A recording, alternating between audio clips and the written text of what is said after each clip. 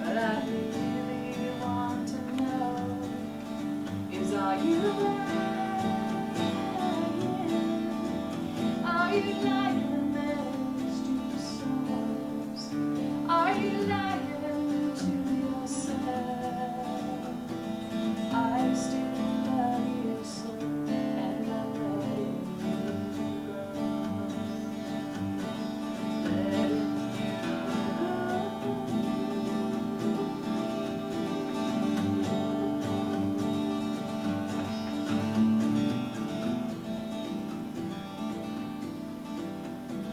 Ask me why I'm hiding. I've been crying, wondering how it is in heaven. I'm sure you're shining, and the flowers all are brighter there. I can see you in your golden hair. I still miss you so, and I'm letting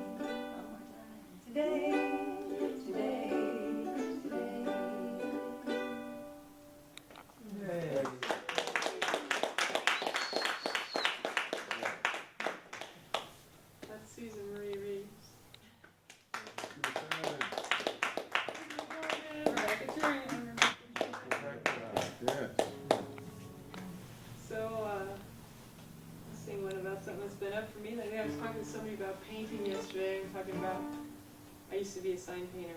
I dropped out of college to be a sign painter. I was about 18, 19, 20? I was 18, I was 18, yeah.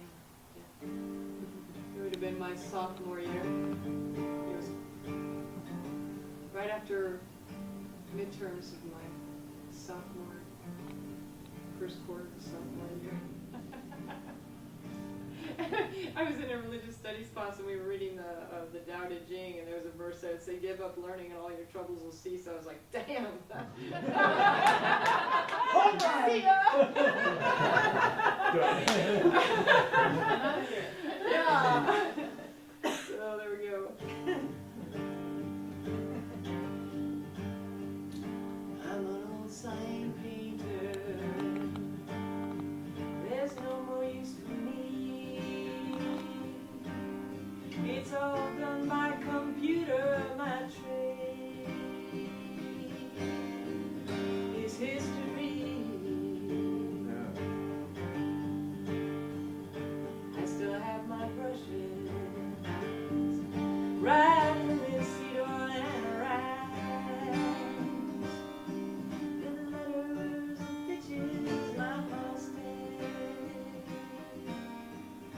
in a bag.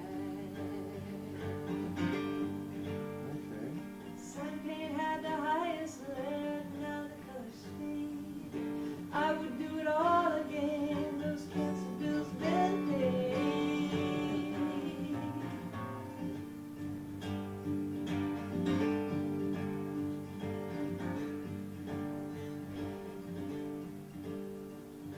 I can't drink your whiskey, not like in my bad old days. It brought me down right from the paint fumes left me in a perfect haze. 25 years later, I watch them come down one by one. I pass them on the sidewalk, fading slowly in the sun. Yeah, that one shot had the highest lead, and now the colors fade. I would do it all again, those cancer bills are paid. I'm a sign painter, I got nothing more to say. I'll just go on slow down, read the signs along the way.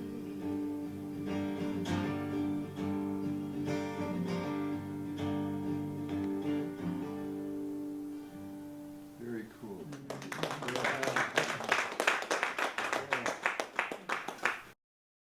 When you're in a relationship, I think any time is just floating down the river. Because you can't really control it. You can't That's a control. relationship with life. I mean, you can't. It's true. I like that. You can't control anything in life. You can control yourself, probably your feelings and what you do to other people, but you can't control other circumstances. So, in light of that, I think I was in the middle of this relationship, had a huge, not middle, beginning. I had a very big crush on somebody, and so I told myself what to do with this song. Yeah. It turned into a kind of an Irish thing. So. I started this off on the piano. Did you know that? This song started on the piano. Yeah. This is the one I was walking around the lake and it was stuck in my head, and I was like, I know I've heard this song. Who wrote this song? Oh, you didn't know? Yeah. I thought it was some hit on the radio because the melody is just so, ear candy. Yeah. And so Rebecca's going to do the beautiful penny whistle. Let's hope so. Do you need to tune it? Do you want me to strike it out? Yeah, give me a G. Or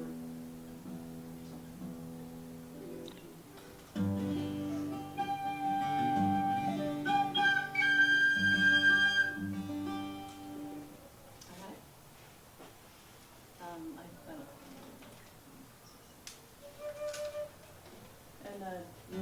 second verse with me? Yes, ma'am. All right.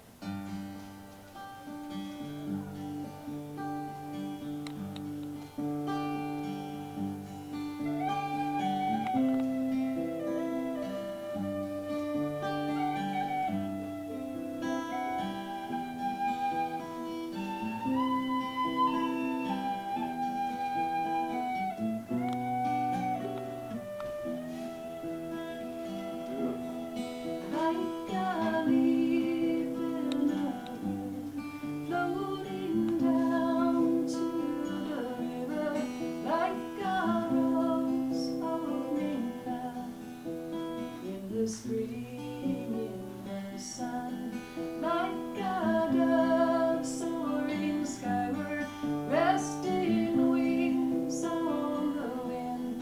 Let my love be a meadow as the morning begins. I will open up my heart forever, making room for you. I will build a fire that lasts forever, make it burn for you.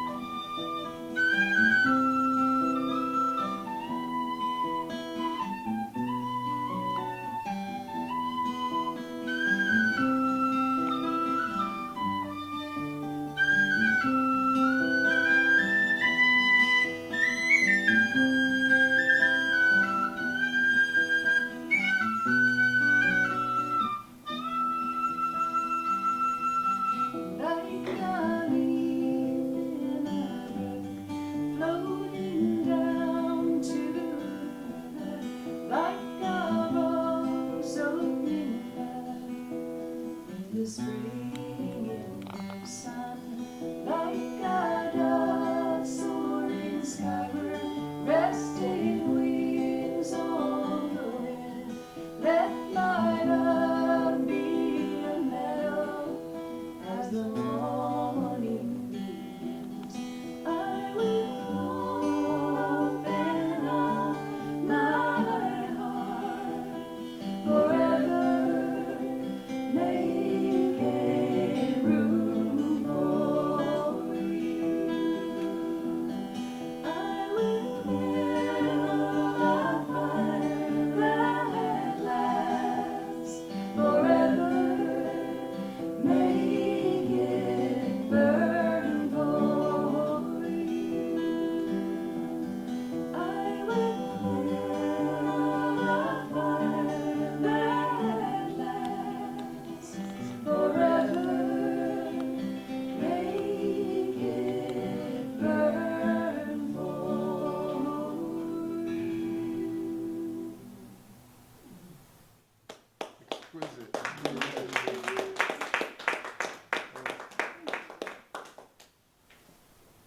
All right. About 7 years ago, I put down the guitar, took up the ukulele and the fiddle. This is my first time playing the guitar again. I know, welcome back to the dark side. So I'm going to play a song that I haven't played in over 7 years, but I played it a lot 7 years ago, so we'll see how I do. How's it feel on your fingers again? It's all right. It's a lot of strings to deal with. 50%. I'm like, oh my God, how do you keep track of all these things?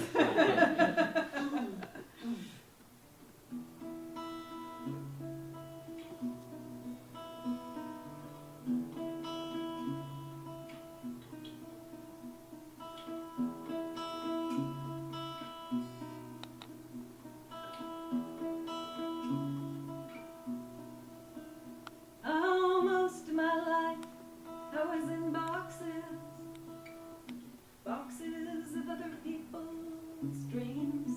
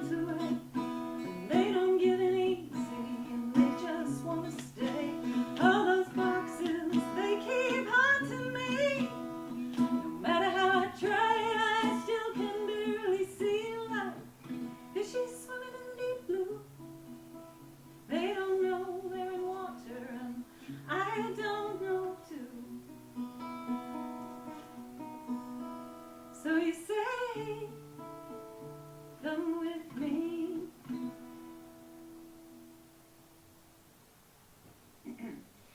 You say you'll hold me forever and you'll wipe away my tears.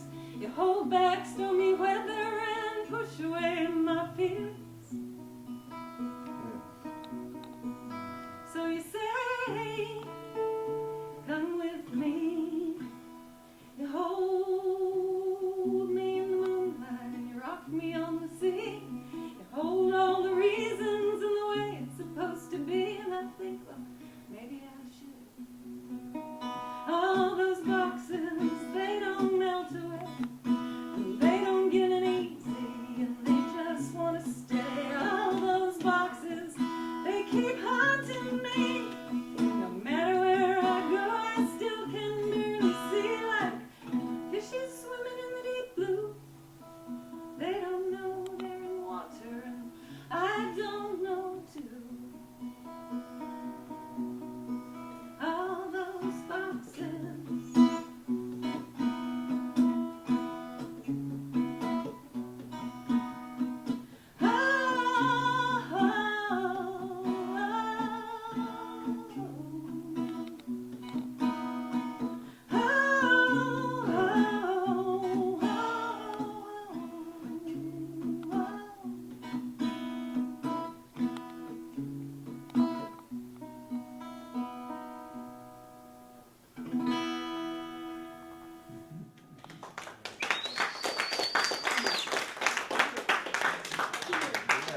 That's from, I had that on my first CD that I, a long time ago.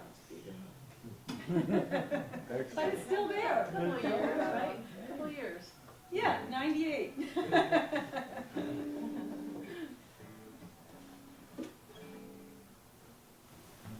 I have a friend who talks to me in song titles. That's Caroline Aiken. She's from Georgia, so she just talks cool. And she had this whole European tour booked, and then this woman cut in front of her. She was on a bike path, and the bike path, it was intersecting the street, and she had to choose between slamming into a car or spinning out on the bike. She caught herself on her left wrist, which she plays 12-string most amazingly, and shattered her left wrist, and that was the end of the tour. She said to me, "Do you have to suffer to sing the blues?" 1, 2, 3. Do you have to suffer to sing the blues? Well, we don't even get to choose. Life's full of suffering, but to sing the blues, you gotta sing. Do you have to suffer to sing the blues? You got to suffer, feel it too. But it's not a victim thing. To sing the blues, you gotta sing. What I'm putting down for you, well, it's simple, but it's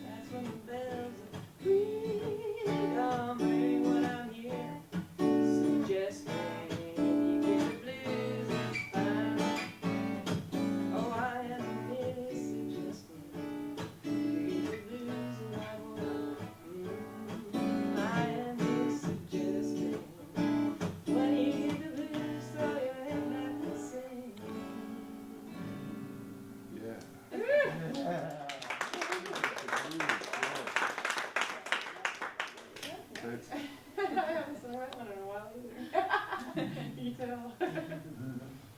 well, fun. We thank you guys for sharing these Yeah. to us. Yes, this is. Are we ready to do a round of talking, or where are we on it? Well, I think we've only been going for half an hour. You want to stop now and do talking? Yeah, I guess half an hour is good. Yeah, Okay. we'll do half an hour and then we'll come back and we'll do it again. Change my voice. So I'll increase the volume of my voice just for a TV show. Is that good? Yeah. There we go. Ha-ha! Yes. Yes, that's fine. That's it. Thank you, Firman. Yes. Is everyone doing great here? Yes. Yeah. We're all doing great. Well, I will go to my favorite film, which I actually don't know what it is, and that's even better. So I'll discover it now. But, okay, first thing that comes to mind. The first thing that comes to mind is Katharine Hepburn. Philadelphia Story, 1939. Cary Grant, I'm looking at the camera now. Cary Grant, Jimmy Stewart. Katharine Hepburn, she bought the film. She bought the rights to the film to make it because it was so, she believed in it. Back then everyone was in the studio system and no one would actually make a movie, and this woman in 1939 did, which is interesting. Her mom was a suffragette in the 1800s, as a matter of fact, and I think in that spirit she wore pants. She wore pants a lot. You know, she was very active physically fit, but she wore pants and liked the idea that she was a unique individual in that time period. So that totally that was excellent. So she actually then also had the, we'll call it cojones, to make a movie in 1939. And it turned out to be a film classic, and it had wonderful actors. Let's see, it was Jimmy Stewart, Cary Grant, and another regular actress that would be in different movies of the day. It was very good. And it was an excellent film. But in the story, I'll go straight to the part that's sort of, well, there's a few parts. So I'll go straight to the part that she was a sassy lady, to say the least, and sort of a queen of sorts, and very high-minded, and very demanding of others, even unforgiving. So as a result, when she was throwing out her husband Dexter. She was throwing him out the house, and he had golf clubs, and she threw the golf clubs out, and one of them fell off, and he went back to retrieve it, you know, in a defeated way. I'm walking away. I'm just going to walk away from this. And when he walked back to get it, she took the golf club and broke it over her knee. So as a result, you know, he picked up the pieces and started trying to walk away, and he couldn't. And he turned around, and she stood in the doorway, you know, as bold as ever, you know, like, you know, what are you going to do to me, you know, that kind of thing. And he walked back, and he didn't know what to do. And he takes his hand, and he covers her face, and he mugs her, and she falls back on the, you know, they don't show it, but the idea was that she fell back, but there was probably a sofa, you know, a pillow or something, and she fell backwards. And the concept that they would show that kind of fire, and that, which is why she liked it too, in 1939, and a woman, and she was not, she was not too gentille, en français. She was not so soft, and she was tough, as a matter of fact. So as a result, it came across in the film, and so it was an interesting film to me, and Katharine Hepburn legend was cemented probably with that film. More so. Anyway, that's it. Yeah. All right. So, I'll go next. You know, you talk about film. What came to me is not necessarily so-called film, but the ability to hit so many, the masses today in social media and using YouTube or Facebook and using short clips to bring about a point. And I have been educated in so many different ways by watching TED Talks or watching other YouTube presenters to get on there. And really quick, concise, and I'm doing it in my living room, I'm going, yeah. And also starting to look at how I can use that media and reaching some of the personnel that are suffering in different ways. I do work at Camp Edwards and Fort Edwards and Fort Irwin now with returning vets, and it's horrendous. The stories that they and I'm wondering if there's a healing process in which we can actually use media or some kind of film to be able to tell their story and let it dissipate and heal in different ways. So that's what came up for me. There was a great little short one, a song that Judy Piazza sent out on the 4th of July from another artist, but it was about freedom and what not only the freedom that our nation actually has and we are fortunate to have, but also what are some of the things that we are freeing ourselves from? What are the habits? What are the things that hold us back in our lives, and how can we break loose from that and become free from that? That was a great example of just that short, beautiful film and flashpoints of enlightenment coming after. So it was great. So that was what's up with me. Excellent.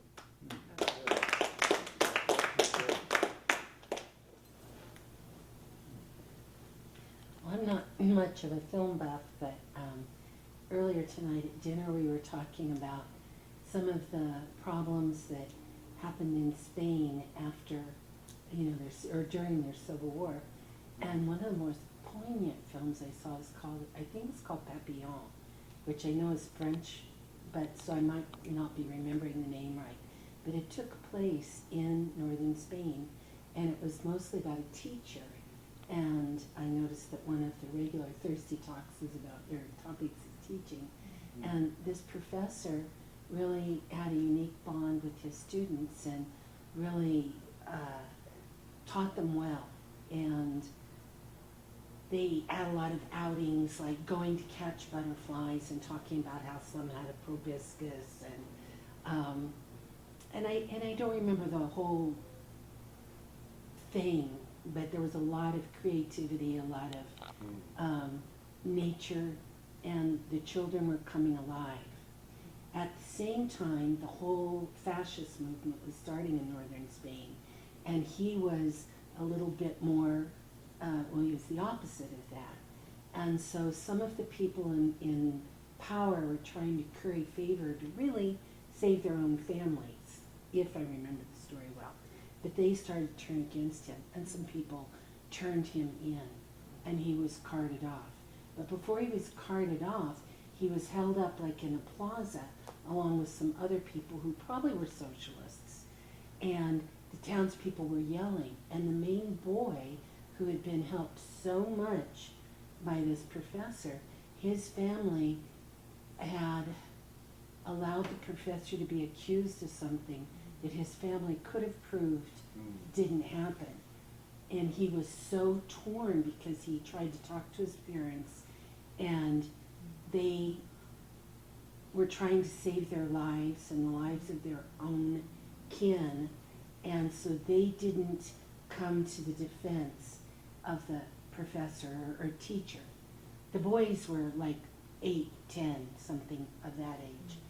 And so as he was being carted away to go to a firing squad, and the townspeople were throwing things, the little boy wanted to show allegiance with his family, and So he took, I think, some rotten tomatoes and is throwing them at the teacher. And the teacher realizes the child is not able to think for himself at this point, and that he's in a survival mode. And the child is so confused and so torn up that as he's throwing whatever it was, he's just yelling, "Probiscus, probiscus," and it was so moving to me and so disturbing. And I absolutely hate to see movies, partly because they make me cry too much, or I get, kind of wound up, and that's something I saw maybe 12 years ago, and it's still kind of, I connect with them too much, I think. But that, in some way, kind of ties in with our talk tonight, because when my husband and I went back to northern Spain, wanted to find some relatives, and we talked to the mayor. We were seeing like some old graves, but nothing current. And where are they? Oh, they moved. And what do you mean they moved? Where did they move? Oh, I think they moved over to the next valley. And what, we were just so confused. And when we went outside, a woman came up to us who was about our age and said, "You realize you're never going to know what happened to your family. Those things, nobody can tell the truth yet." And we realized for the first time they had probably been slaughtered because they were more left-leaning. And, it just, the story unfolds. I mean, it's unfolding just even, that was 10 years ago at the most. Not even, I don't know. I'm not great with time. But certainly within 15 years that experience happened, where people still couldn't even talk about it. Thank you. Thank you. Well, I'm not thinking of a film when you said a film or a book. I just finished a book. When I get in a book and it's really good, sometimes I read all night and it's 5 in the morning before I even know, and I'm like, oh my gosh, the sun's coming up. Okay, this book was like that, and I like that, because I look forward to going to bed at night, because then I can read, It's like, yay, I can't wait to read some more of that book. And it's about this thick, too. It's a long book, but it's called The Passion of Mary Magdalene, which the title, I wouldn't have read just from the title. My daughter had read it, and she said it's really good, you've got to read it. And I think the reason I really like it is the author takes the perspective of a female, Mary Magdalene, and I don't know how much of it is true, how much she's studied, but in her book anyways, Mary Magdalene is a goddess, a true goddess who grew up in the Isles of Ireland and was in Druid school. And so in her book, she meets Jesus long before, when he's younger. And they fall in love, and then there's all this tragedy and everything, and they split up, and then she spends the rest of her life trying to find him again. She doesn't know where he is. And then, again, she does meet him up later on in the book. But it's all about what happens to her and how she becomes what, in biblical terms, she was considered a whore, and how that actually happens to her. So it's just this awesome story of her growing up on this island at first with women who are goddesses, and she has like 8 mothers who teach her the ways of the Druid and Goddess Society, which is, and she's a seer, and she's a psychic, and she can go, become other things. So it's just a really, really, really well written book. And when she finally meets Jesus, it's so cool to go from a woman's perspective, and also making, I would say, Jesus into a human being, because I would say historically that's not how people see him, but in this book he's completely human, just like any one of us, and what it would be like to have this situation going on in his life. So thoroughly enjoyed it, thoroughly enjoyed the goddess perspective and the insight that they had, that their love was through all time, and it even brought to a lot of the things that he ended up saying that we have recorded that we read were things that she said to him. I was like, all right, I like that. Because that is the yin and the yang. We don't have just the male part in society. So, very, very good book. Highly recommend it.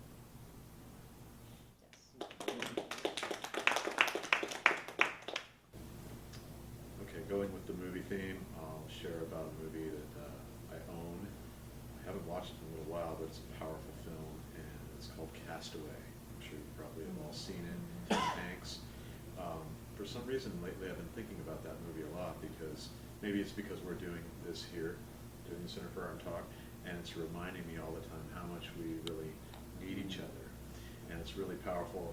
Just one thing in the movie that's kind of popping into my mind a moment ago is how, he's alone on this island.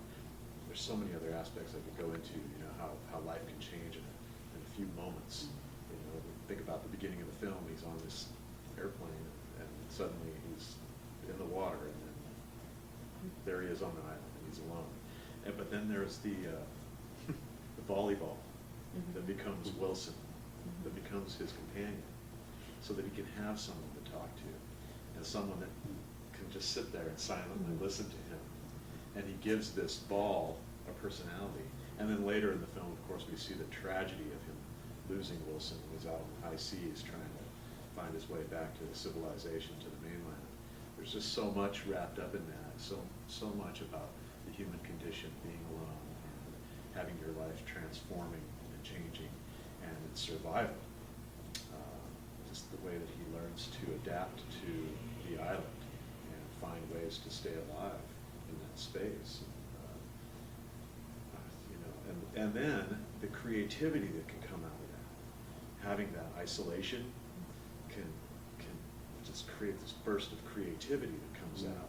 And so that comes in the form of the cave paintings that he's doing. He finds the little cave that he's inside. And then the building, finally the decision to go ahead and leave the island, and that he's going to build this raft, and the resources that he gathers to build this thing. Just the way that he's ripping apart those palm fronds to create the ropes that are going to hold together all those logs. I mean, it's these little things that just so powerful in the film. And I don't know, just thinking about movies, I'm probably going to watch it again now. I haven't watched it in a while. But the power of the human condition and love is what carries him through that entire misadventure, and the thought that he's going to connect again with Wendy. And he does find his way back to her, but then there's the gut-wrenching tragedy that she thought he was dead. They had tried to find him for a long time, and now she's moved on in her life. And it's really hard, but then they kind of both come to terms with it, and life goes on. So, yeah, life goes on. There's the big 3 words, right? And that's where I'll stop.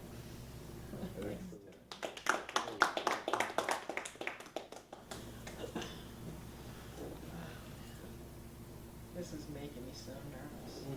I'm totally clueless what to say. The idea of being filmed. We can come back to some of that. Yeah. But whatever you're comfortable with. Yeah. Well. This is your time. This is your space. Lots of things cross my mind, but I don't know if any of it's worth saying. We'll be the judge. Thank you. Just quote me. I'm gonna give you a moment, and I'll restart you. And I guess I could talk about my favorite movie. We could do that. I think my very favorite movie is Harold and Maude. Yes. And there's a lot to love about the movie. There's music by Cat Stevens, which is great, and the editing is amazing. And I love the story of this young man who's completely disenchanted with life, and he meets his opposite, Maude, who's completely in love with life, and through their connection, she brings him back. She just helps him learn to embrace life. Ironically, by committing suicide. I mean, he's like faking suicide all the time, and then she really does it. It's this whole different thing, and I think that's up for me because I was dealing with that over the weekend with somebody I know is like threatening to off themselves, and I find that very cowardly. I mean, like, I respect it. It's a legitimate choice. I think anything's a legitimate choice given the reality, that we deal with. Whatever you want to do, drink your life away, take drugs, kill yourself. I think it's all legitimate. I wouldn't judge anybody. And yet, suicide just seems like, just hold on and see what's going to happen next. But I don't think I've ever been completely suicidal. I sort of thought about it as a teen, but I never did it, It was just like, oh, an ace in the hole, if it gets too bad, I can just kill myself. But I had other plans too, which was to go and grow things. And that's what Maud does. One of the things that she does with Harold is she takes him to a nursery, and they're looking at all these little plants, and she says, oh, just smell, look at the growing things, and isn't it just magic, And I just love her character. I kind of want to be like her when I grow up, because she's so in love with life and all of it,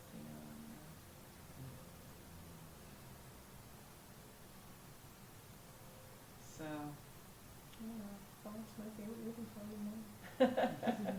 Excellent.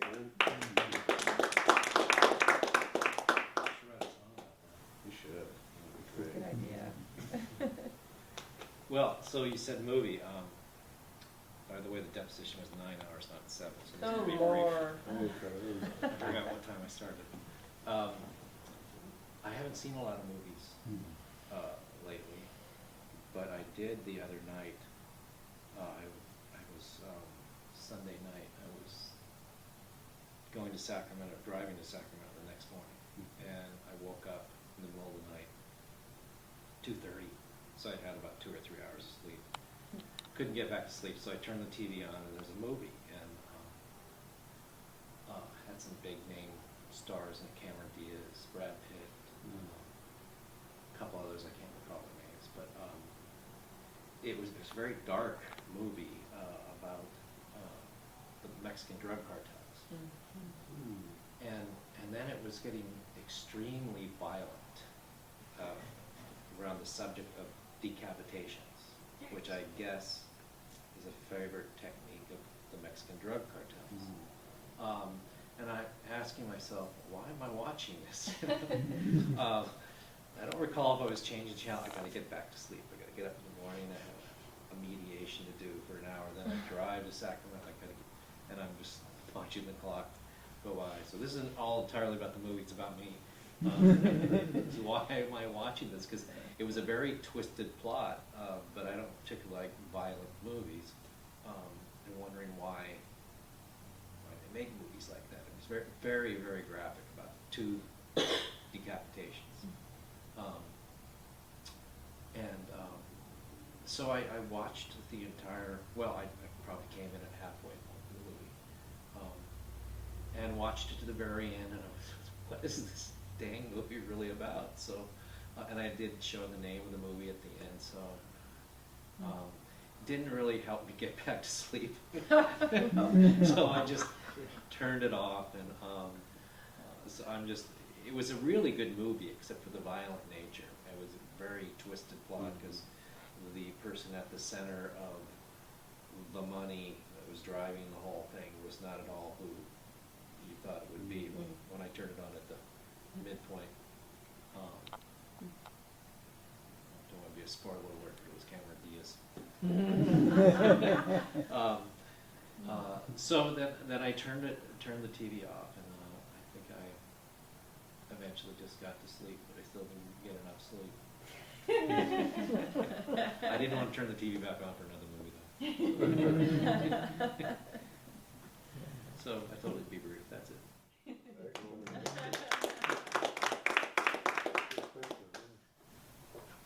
All right. I don't watch movies very much either. I'm like what's the last movie I watched? But Chocolate. what's that? The Chocolate? Chocolate. Okay. Yeah. Yeah. I was thinking about, when I was growing up, my parents let me watch an hour of TV a day, so I felt like I was, out of the loop of all the other kids watch TV all day, and we got 1 hour. And then they let us watch one movie a month. So, we're media deprived growing up. And actually, I never got into TV the rest of my life. I don't have a TV now. I never had. And but I went back east to visit my brother, and his daughters are really into Game of Thrones. So I watched all the Game of Thrones, thanks to Rebecca and Richard. And talk about violence. It's so gory. But it's fascinating. There's something in me, really, it's like a primal, thirst for excitement or something. And I think also it's really archetypal. There's the power plays, and there's the queens, and then there's people are really just amazingly honest and true and royal, and then there's the evil people, and it casts these characters that are so strong, and it just riles me when I watch it. And another interesting thing about it is it's not a typical movie where the good guys win. The good guys get killed all the time. So it's a lot like life. Life isn't fair. Life just is what it is. So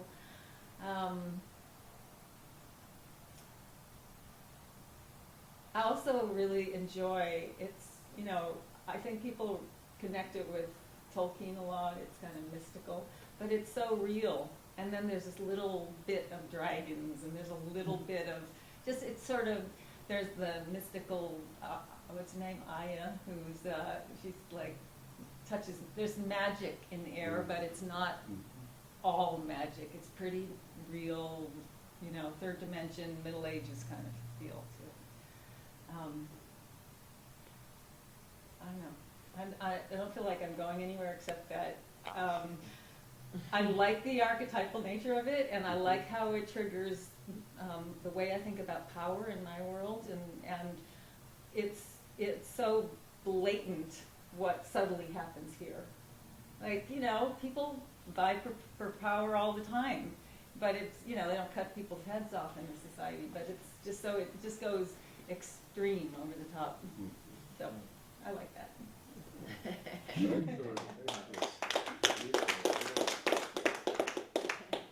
Excellent. We did a wonderful round. And I think we did just a little over half an hour. So That was perfect. perfect. Perfect. Yeah. So let's go back to. Could we please go back to more of the wonderful Yes, sounds please. of the magic three here? We have to do. Excellent. Agree. Songs pop out. You get inspired at any time during the day or night, and you gotta go do it. You gotta go write the song. I mean, you can choose not to, and then it could be gone forever.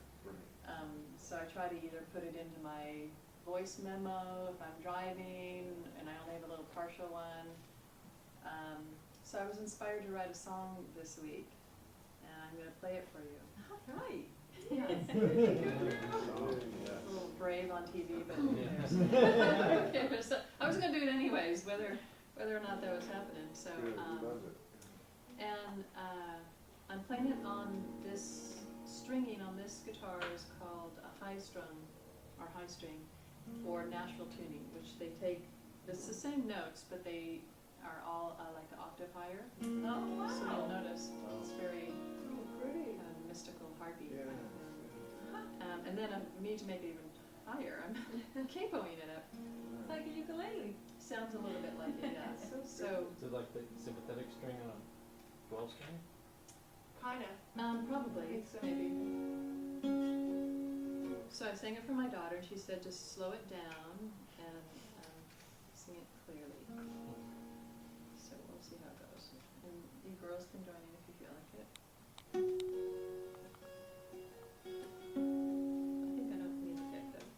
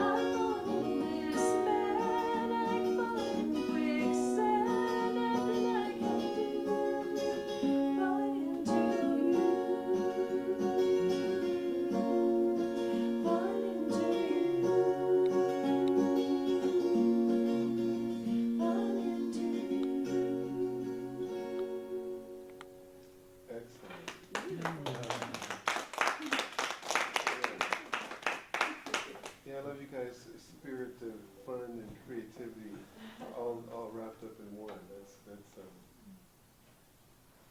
at least being wunderbar, yeah. Thank you. Thanks for having us. Thanks for having us. It's Yeah. really New. boosting our spirit, boosting my spirit to be here, really. It is.